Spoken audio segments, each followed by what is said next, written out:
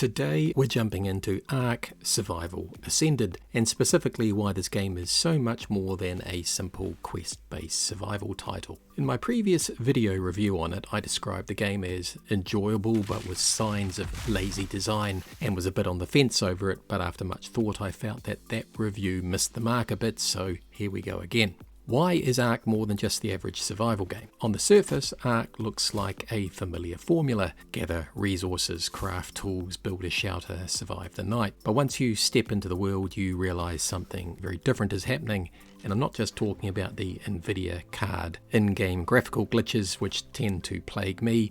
One would think these would 100% be ironed out by now, with Nvidia being one of the biggest companies in the world, but I guess I digress there. Ark does not hand you quests with a pop-up here, a quest tree there. It doesn't guide you from point A to point B.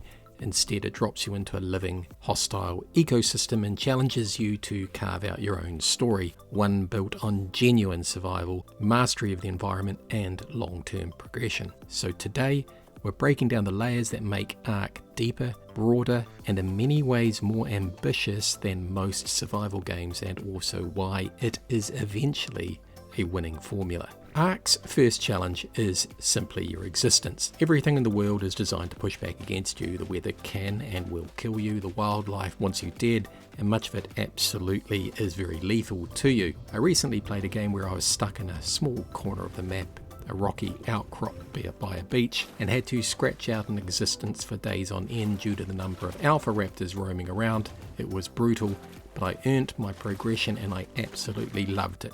Ark's creatures behave like part of an ecosystem. They aren't perfect, but they are pretty good. Raptors hunt in packs, sarcos live in rivers, bugs swarm you, even herbivores can flatten you if you accidentally upset one or sometimes just get too close. Survival isn't just a tutorial phase of the game, it is the foundation of the entire experience in Ark. You're not completing objectives. Even though they have recently added some of those in some DLCs, you're really just learning how to stay alive long enough to create your own story. Taming is where Ark separates itself from most other survival games. Other games do have taming, but not like Ark. This isn't a gimmick, it's a full progression system. It's detailed and compelling.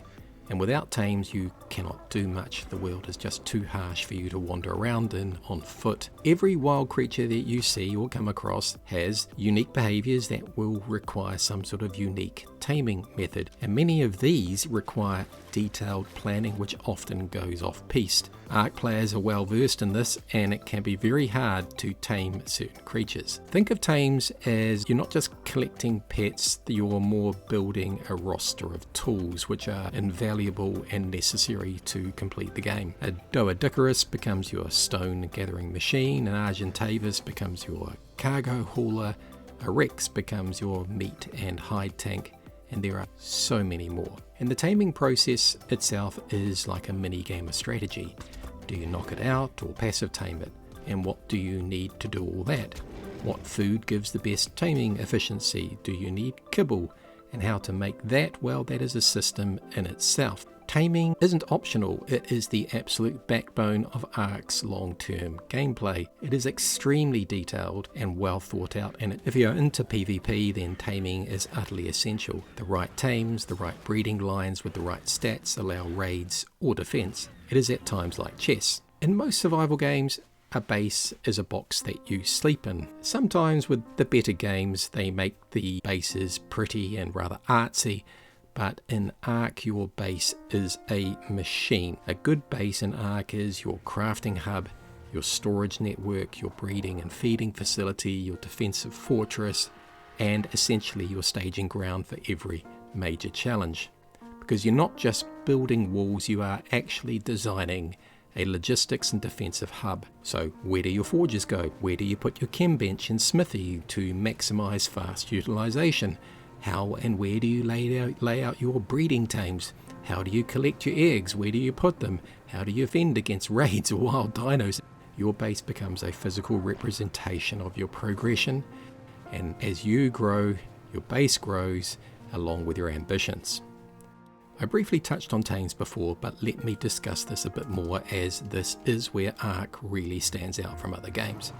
Breeding follows taming, and it isn't cosmetic. Firstly, in the early to middle of the game, as you travel around, you're always going to be looking at wild dino levels, seeking the best wild dino to tame and then breed from. It's a deep, stat-driven system where you selectively breed creatures for higher health, higher damage, better stamina, and sometimes rare mutations which can increase many stats or even the colour of your dinos. You're effectively creating your own custom species, and this is in fact long-term progression, the kind that takes days or weeks, not minutes, depending on your game settings. And it's not just for show, I really mean that. These bloodlines become absolutely essential for the end game. To take on certain bosses, you will have to have 15 or so well-bred dinos with good crafted saddles, or else you are doomed to lose them all. Speaking of bosses, outside of PvP, Ark's boss fights are the ultimate payoff for everything you've built. You will earn special unlocks and element to craft tech gear after you have defeated those bosses. And you don't just walk into a boss arena, you really do need to earn your way there. You're going to need tamed creatures, bred and imprinted lines of those creatures, saddles with high armor ratings, resources from across the map, and of course the tributes from dangerous caves. Now keep in mind here that almost all the tributes need to be collected from quite difficult spots.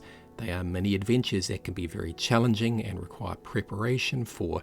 It is not easy, and this is where Ark stops being a survival game and becomes a strategy game. Your preparation determines your success.